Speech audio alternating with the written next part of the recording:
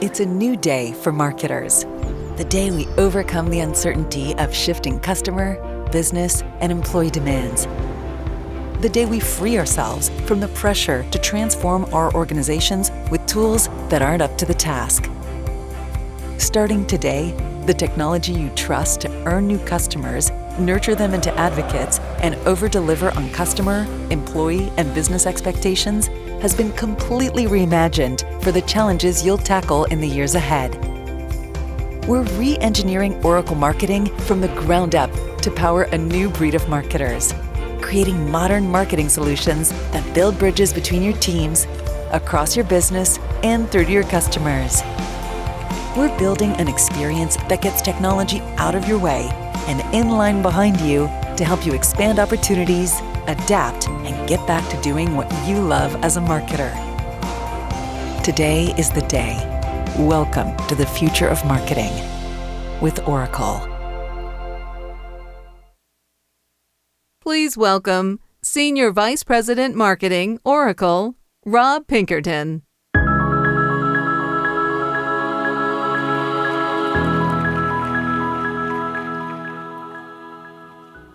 Good morning. Thank you all for being here today. We have a room here with several hundred people in the room, and then we have people watching online. We have a busy agenda today. The conference is in full swing. Make sure you knew up front, if you have questions along the way, you can use that app, or if you're watching online, there's a place that you can ask questions online for our experts in the back. So since the last time we got together in person, all of you marketers have been heroically responding to the demands for digital customer experiences that the pandemic brought forward. And at Oracle, we've been observing how customer demand for digital experiences has been widening. The gap has been widening from the industry's ability to really deliver. So we have a lot of speakers here today to tell you what we've been up to help you fill that gap. We're going to hear from our top leader of the business on what our overall strategy is for the marketing suite. We'll be followed by two of our R&D leaders who are going to tell you about our priorities for product development. Be followed by a head of our innovation lab who's going to show some cool demos to get you thinking about what we can do with the future of the marketing suite. After that, I'm going to come back up and tell you a little bit about what Oracle is actually doing with new products to run our own marketing and sales practice. Then we'll hear from one of our customers, Red Bull Racing, who's going to come in and talk about fan engagement, and then I'm going to come back out and talk a little bit about the marquees and a couple other things to conclude it. So we've got a busy day. So I'll be back in a little bit, but first up to tell you about the vision for the marketing suite, please welcome our Executive Vice President of the Customer Experience Business, Rob Tarkoff.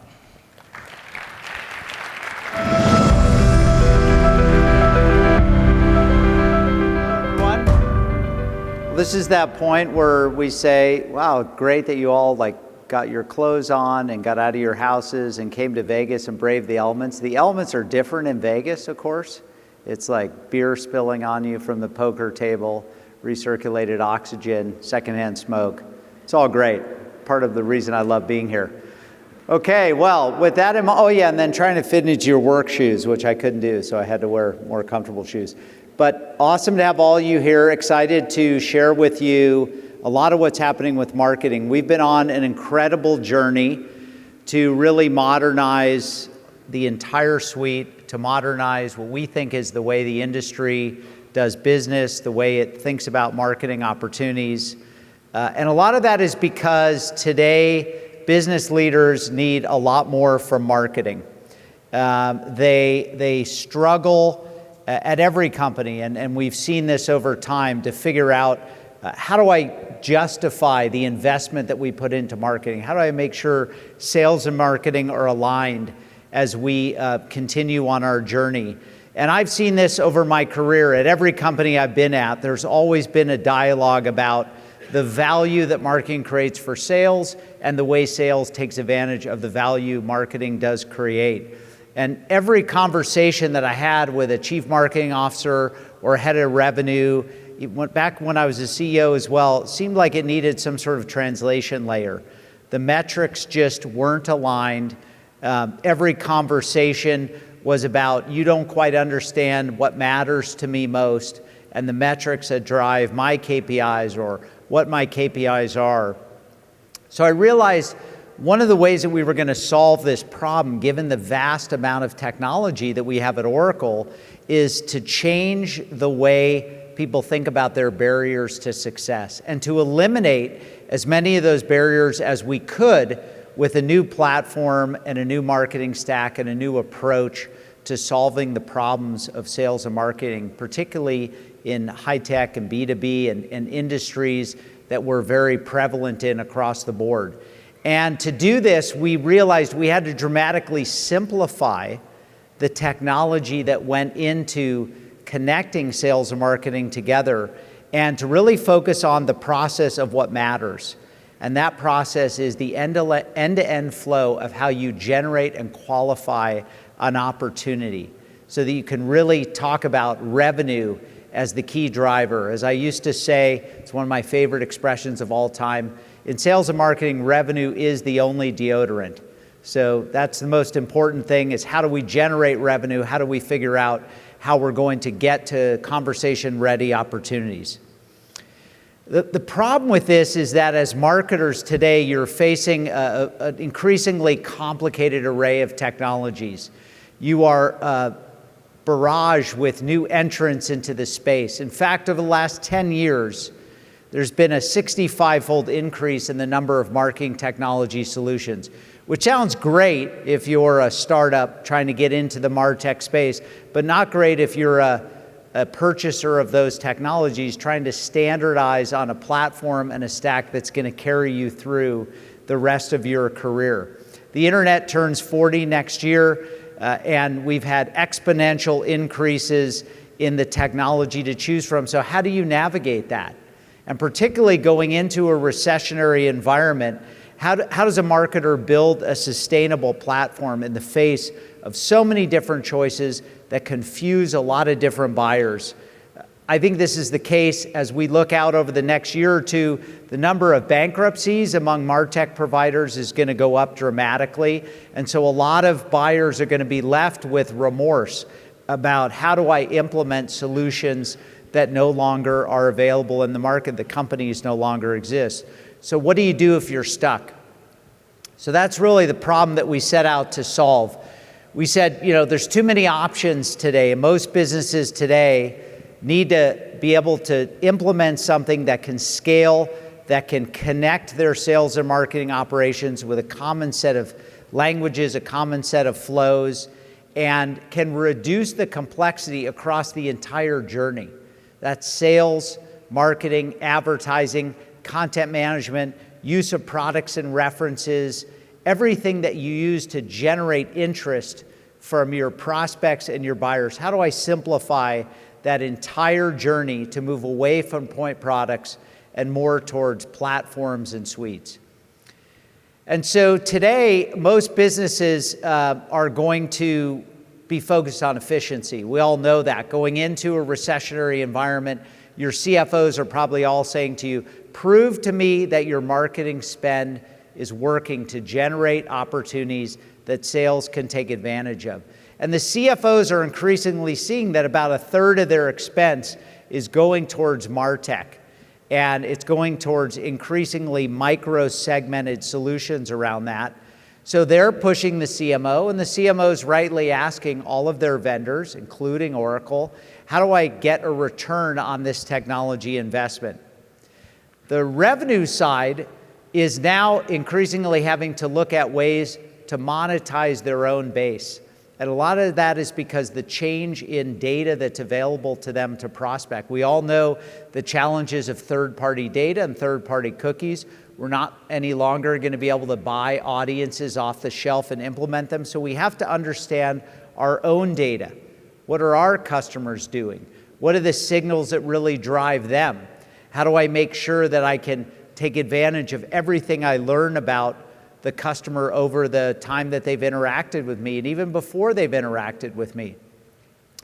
And ironically, technology companies have made the problem worse because we're not focused on the efficiency of the end-to-end flow for sales and marketing. We're focusing on drilling into very specific things, very different intent signals, very specific aspects of the marketing journey, instead of thinking about sales and marketing as one end-to-end flow. Now, we would think the recession would help, great, we're going to simplify the choices, but the challenge is there's too much pent-up investment dollars out there still chasing new marketing startups. $230 billion in venture capital sitting on the sidelines, just waiting to invest in Martech. But here's the good news, and this is how I want to start our presentation. We got a lot of speakers that are going to show you what we've been working on for the past several years. The madness can end. It can end now, which is great, but we have to change the way we think about our marketing tactics. We have to move away from point initiatives and think about how to address the problem end to end. Okay, so to prove to you that we really believe what we're selling and believe in what we're investing in, we're using it extensively inside of Oracle marketing and sales. 3,000 marketers across 150 plus countries are the greatest test bed out there for proving that this end-to-end approach for getting marketing and sales to speak the same language, to generate conversation-ready opportunities, and to track marketing activity all the way through to a closed deal is going to be the new way that we're going to measure performance over time. In order to do this, we need a system that focuses on measurable outcomes for both marketing and sales. Not only how you generate MQLs or top of the funnel metrics, but changing that into a conversation about acquiring customers, moving them through the funnel with intuitive technology solutions that are unified across departments, across sales and marketing, and connected to all the signals that you need to help monetize your customers better. So we call this approach fusion marketing. You're going to be hearing a lot about it today. It's a vision to engineer all of these formerly point experiences into one platform. How you qualify an opportunity, how you pull in first-party data from your CDP, how you orchestrate all your activities across paid, owned, and earned channels, how you use your best references in a structured way to educate your customers and your prospects and to generate opportunities, and how you pull in analytics to visualize the entire experience end to end. This has now been developed as one unified platform. We're using it at Oracle. We're using it now for all of our cross-sell, upsell, new business model transformation campaigns. Every time we introduce a new product, this is the key way that we're trying to transform our own journey across sales and marketing. We've taken steps to improve our own agility. It's not just technology, and so we'll be talking to you about how you marry the technology changes with behavior changes. You may have seen inside of Oracle, we moved away from a separate marketing organization and a separate revenue operations to one combined group that looks at this across the entire journey, from your early educational activities all the way through to close deal. So marketing at Oracle has moved away from silos using this new platform approach that we're going to talk to you about today. And we're relentlessly focused on continuing to build this with all our customers, excited to continue to talk with all of you about your experiences with Fusion Marketing as you start to explore this, as you start to experiment with this, and as you learn how we're moving from where we've been in the past with Martech to the future of engineered experiences. And to get into some of the details on that, I'm excited to welcome up Srishti Sofat and Stephen Streich. Srishti and Stephen.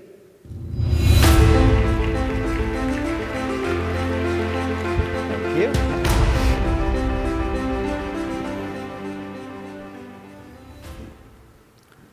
Good morning. Let me step back a little bit and talk about what we are seeing as customers today. We still have fragmented experiences. We may get a tone-deaf marketing message when we're in the middle of a service issue, or I would have advertising following me everywhere when I've already bought that item. In the B2B context, it could be that my account executive has changed yet again and has no context of what my buying cycle is.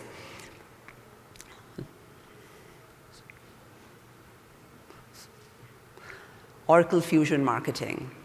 This is our next generation marketing platform, a unified platform which brings together all our strengths, which is in cross-channel orchestration, 360 customer intelligence, hyper-personalization at scale, campaign analytics, and recommendation. This is built on powerful engineered experiences. What are these engineered experiences? These are breaking the silos between marketing and sales, marketing and advertising, marketing and service. We are able to bring conversation-ready opportunities in the hands of sales teams, this at an account level. We are built on Oracle cloud infrastructure, modern cloud infrastructure leveraging all the platform components. We are built on using the most modern DevSecOps processes. We are aligned today with Fusion, which brings together all the work we are doing on CX, ERP, and industry together to embed the marketing solutions with that. All right, this went a little ahead. Can we go back the slide, please? One more, please. Don't want to miss talking about the Redwood simplified experience. What this allows us to do is create these complex marketing workflows in a very simple and guided experience, which is very, very key because the platform is very powerful, but we want to give our customers a simplified and guided experience to do more with less time and less resources. Unity, which is very, very central to our Fusion marketing strategy. This is our customer intelligence platform. This brings together all the data that you have about the customer, both from the back office as well as front office in a unified platform. On top of it is built intelligence, which enables you to have highly personalized marketing, intelligent service, guided sale, and targeted advertising. Not only that, it has an industry flavor. Unity is purpose-built for industry. What we are doing is building intelligent attributes and out-of-the-box segmentation and connectors to various industry models. I'm very excited to have Stephen here with me, who has been working on the Fusion marketing application for the last 1.5 years. So Stephen, tell me, let's get a little bit under the hood and tell me how are we really practically orchestrating these engineered experiences? Yeah, thanks. It's great to be here. Really excited to share what we've been working on, and you'll see it in other sessions.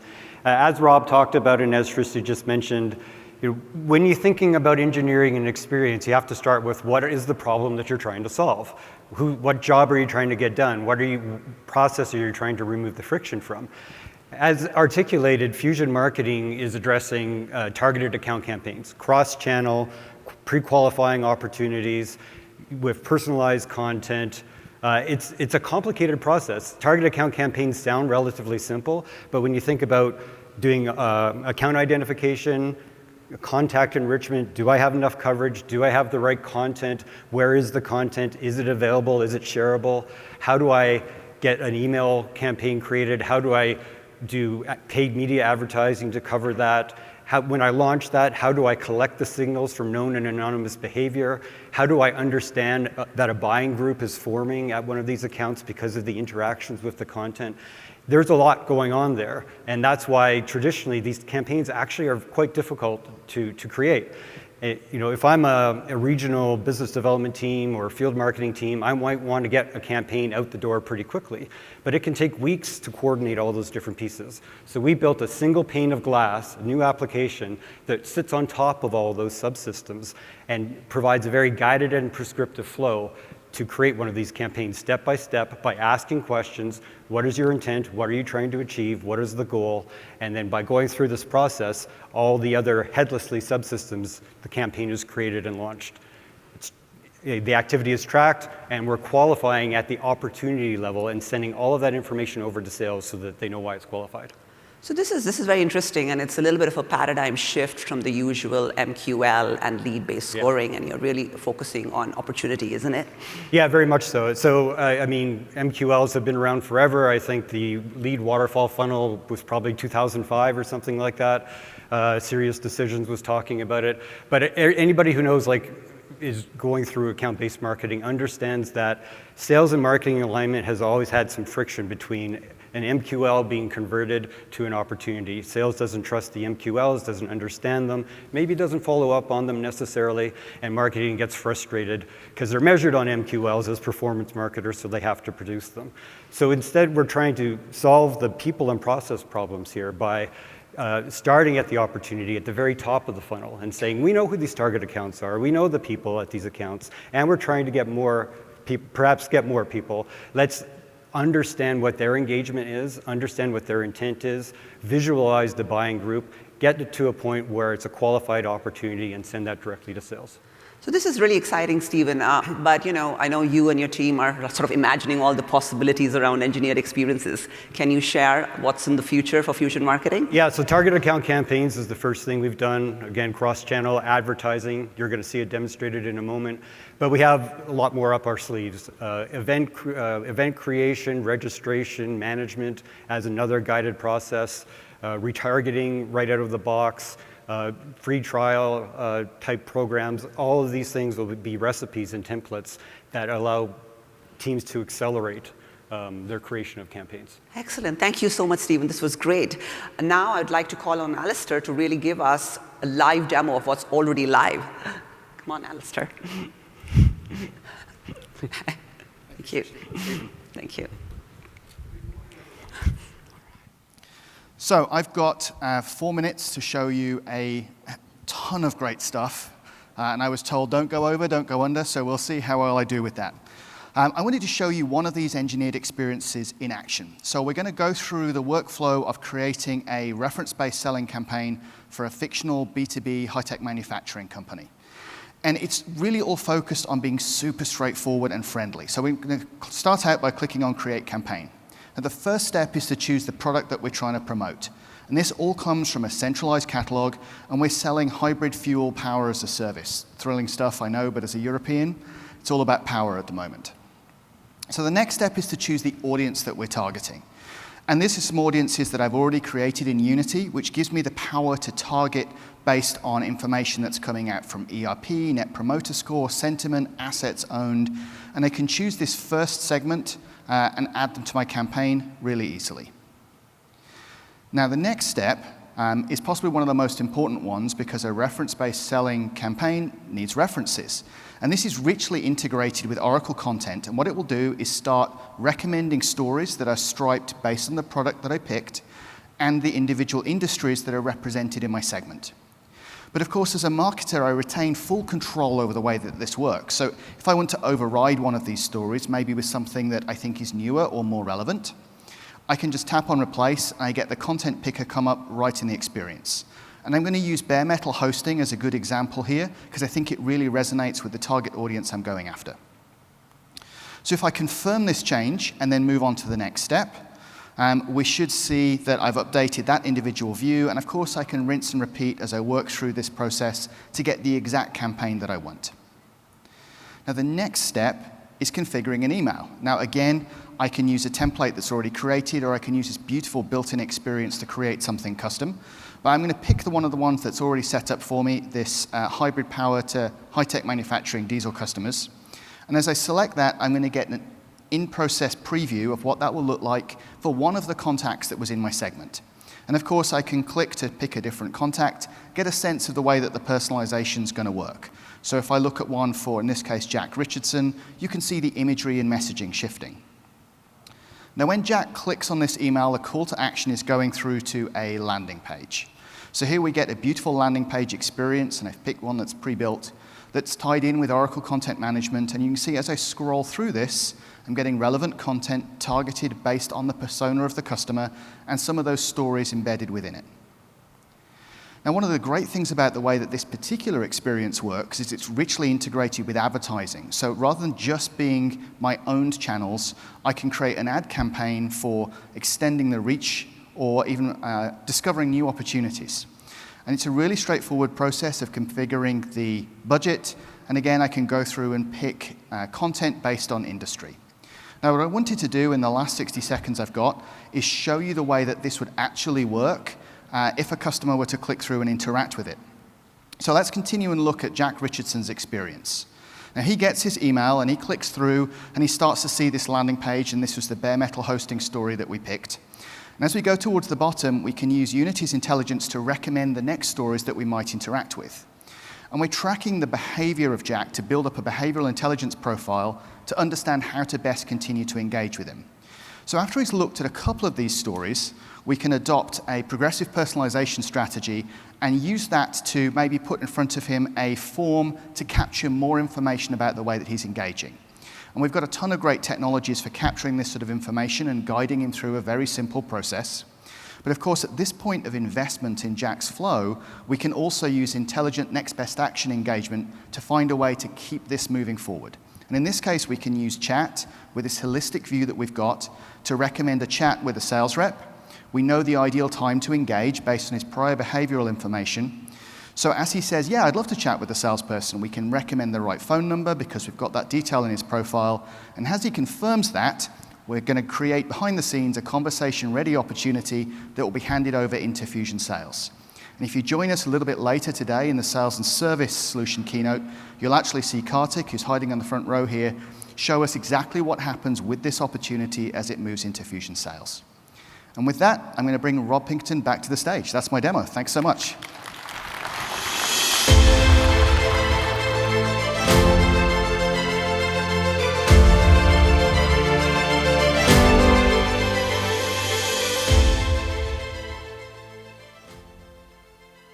So here's what you need to know about how Oracle is using this software to run its own business. Rob talked a bunch about engineered experiences. We deployed ourselves in beta form using the software alongside all of our existing systems that we already have to run experiments and honestly de-risk the change and learn from those experiments to improve the product, but also to understand how the process, the adoption, the integration challenges may impact our customers downstream and the problems that we may encounter with our technology. So we use ourselves and those 3,000 people that Rob mentioned as guinea pigs.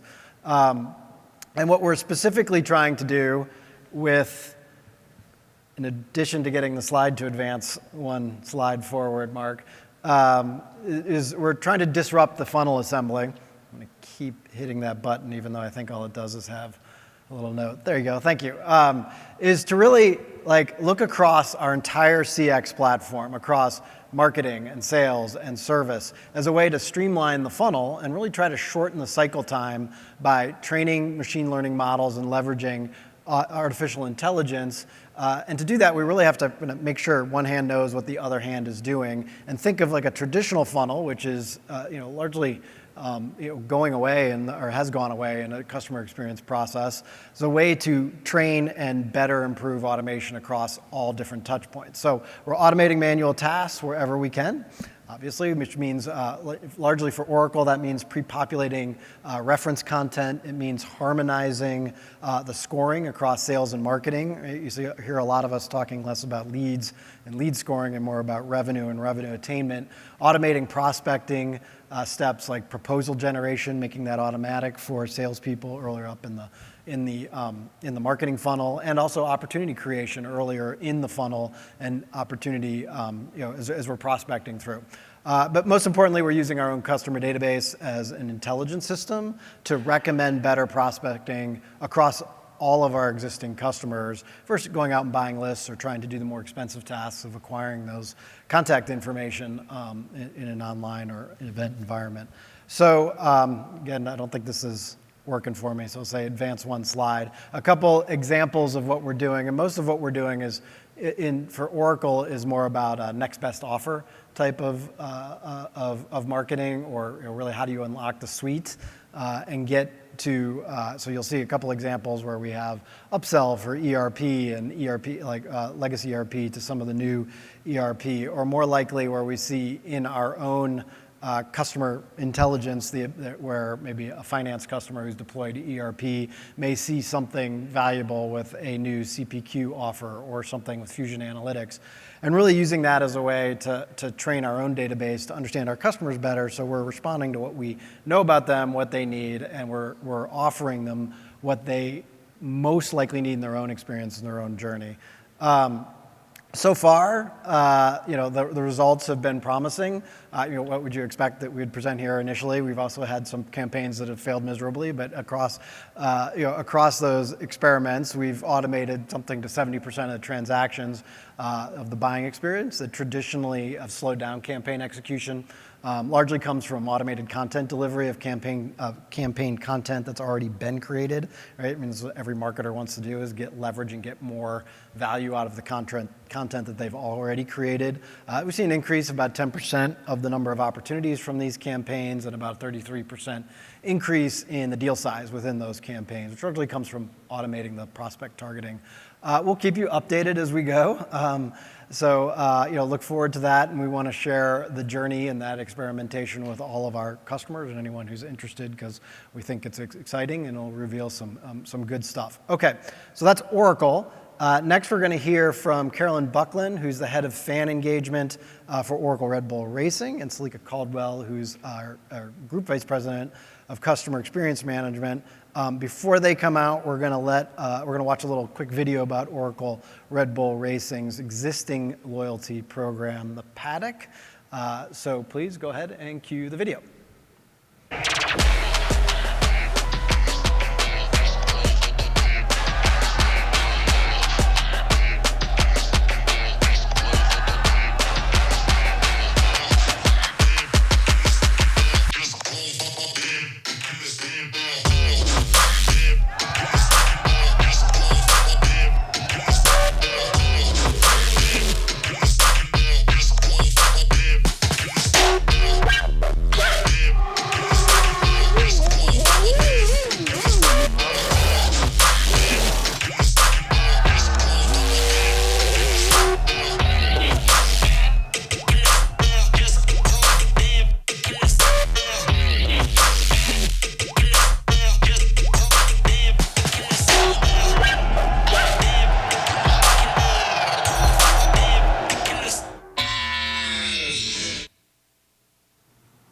That's awesome. Thank you. Thank you, Caroline, for joining us today. No worries. Happy to be here. Great.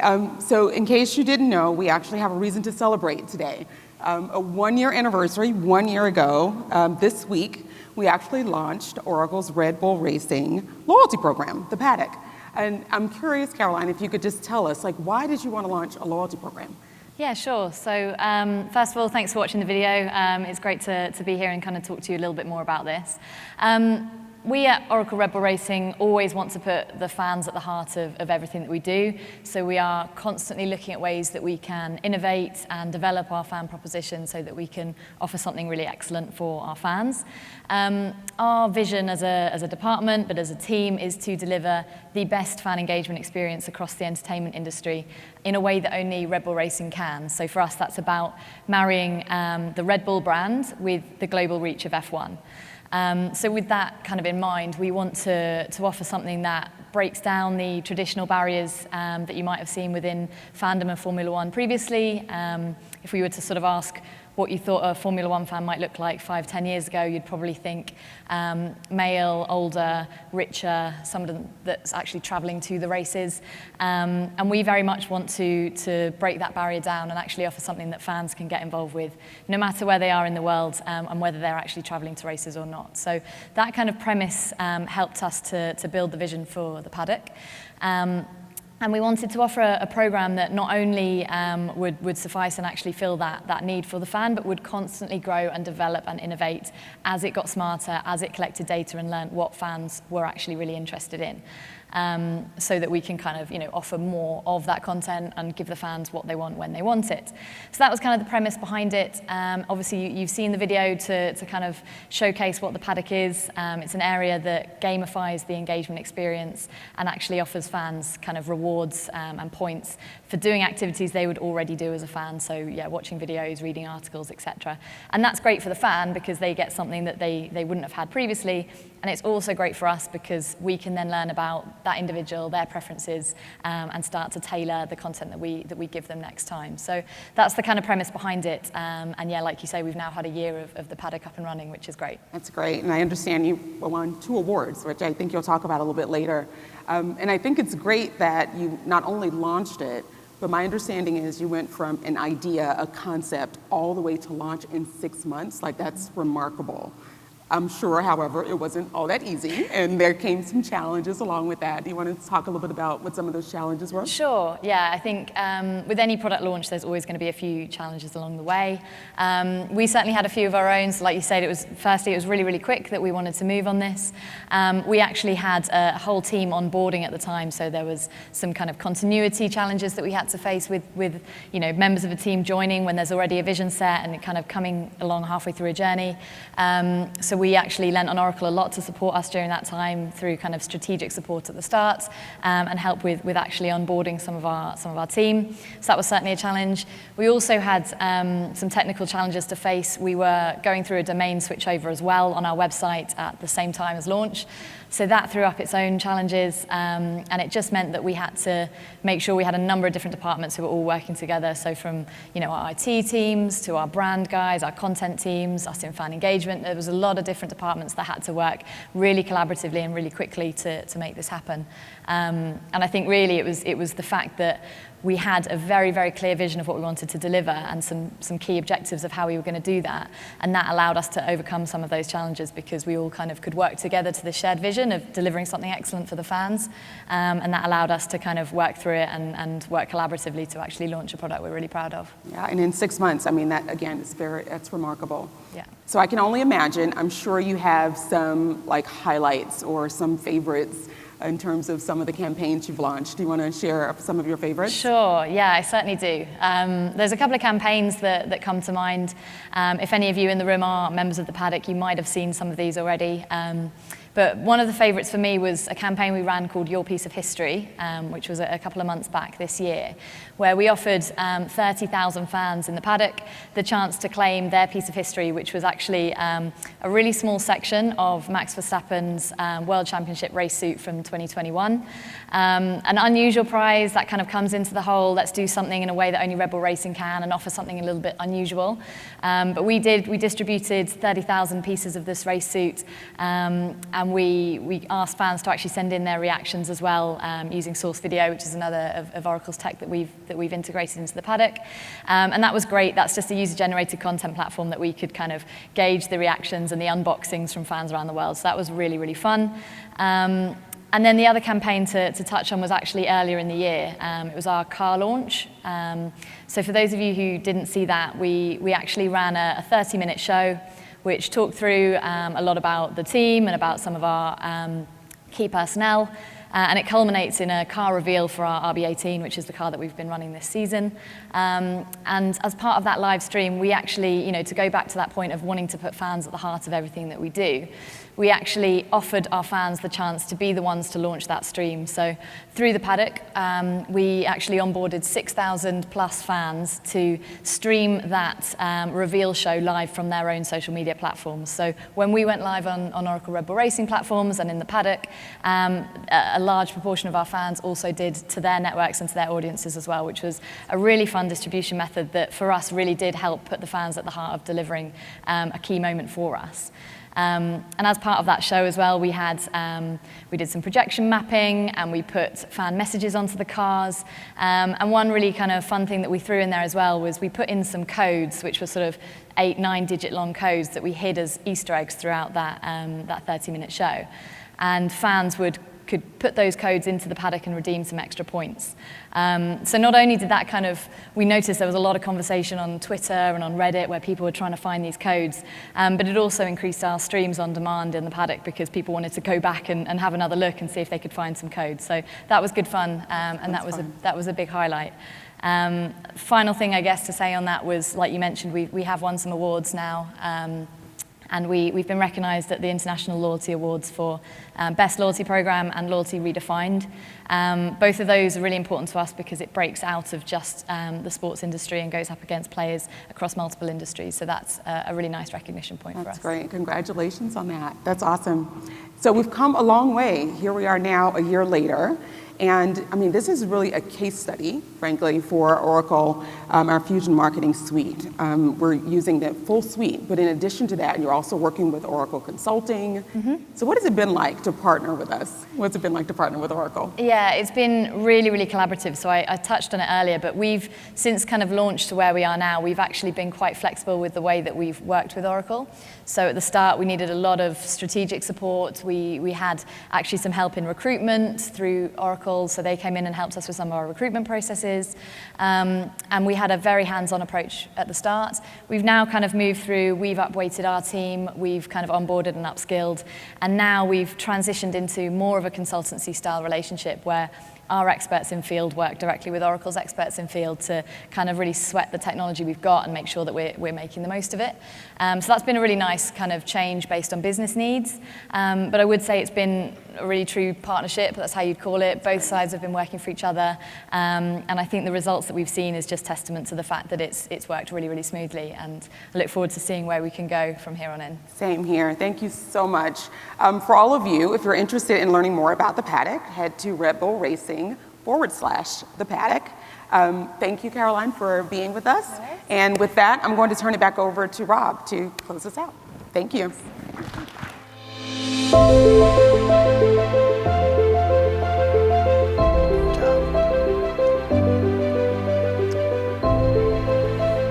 Thanks, guys.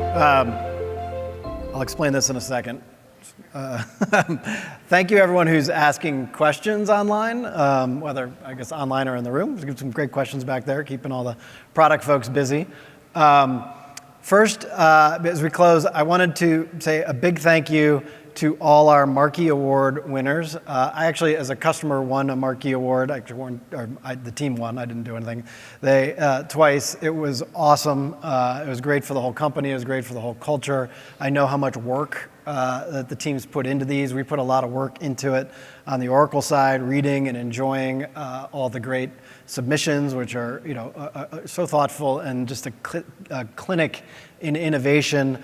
We had a toast for the Marquee Award winners last night. We had a little party on Monday night for them, but just to kind of do a quick thank you again to Sakura, FIS, PepsiCo, Viatris. We actually had a tie between the Cincinnati Bengals and Johnson Controls. We couldn't agree on the Strategist Award for best use of data, and they were both so strong.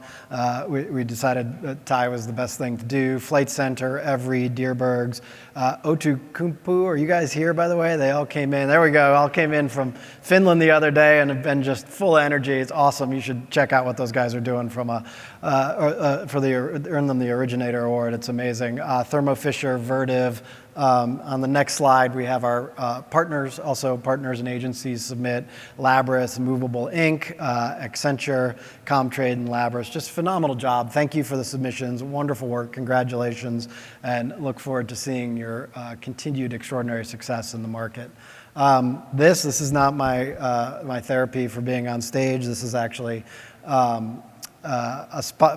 something you can get from our sponsor for this session, Stencil, which is an outstanding email collaboration platform that I'd recommend you check out. I'd also recommend you take a picture of this right now if you want to get one of these. And this is a sloth. He's cute and cuddly and perfect for the kids or the significant other or yourself, which is totally fine. I'm keeping this one for myself. But go swing by booth 316, which is in the customer experience session over on the expo, and pick one of these up yourself. And thank you to Stencil for sponsoring. Coming up, there's all kinds of great sessions. You saw a lot about Fusion Marketing and our Unity customer data platform here. I'd recommend you check it out. Check out some of the sessions that we have listed here. Actually, Marketing Agility in Real Life at 2:30 is a session I'm sponsoring with actually one of the Marquee Award winners, Movable Ink, as well as Thomson Reuters. Come and join me there. I'd love to see you, and a couple others that we'd recommend, Women in Marketing, B2B's Wild Ride.